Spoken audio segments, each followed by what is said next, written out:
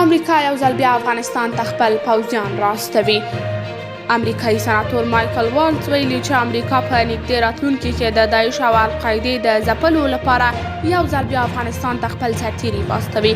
مایکل والټز د نیوز میکس سره په مرکه کې ویلي چې د بایډن ادارې افغانستان کې ډېر شمېر وسلې پرېښودي چې په وینا یې داعش او القاعده باید د دغه وسلو نه د امریکا په خلاف کار واخلي او د دغه ډلو د ځپلو لپاره به امریکایي سرتیري یو ځل بیا افغانستان ته لاړ شي.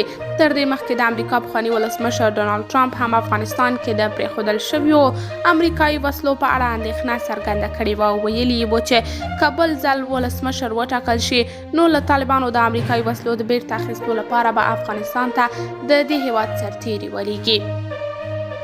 دا په داسې حال کې ده چې کابل کې د نوي حکومت تر حاکمېدو وروسته امریکا پر افغانستان سخت اقتصادي تحریمونه وضع کړي. د افغانستان بانک شتمنۍ یې غصب کړي او په هېواد کې بشري ناورین رامنځته کولو ته زمینه برابره کړې ده.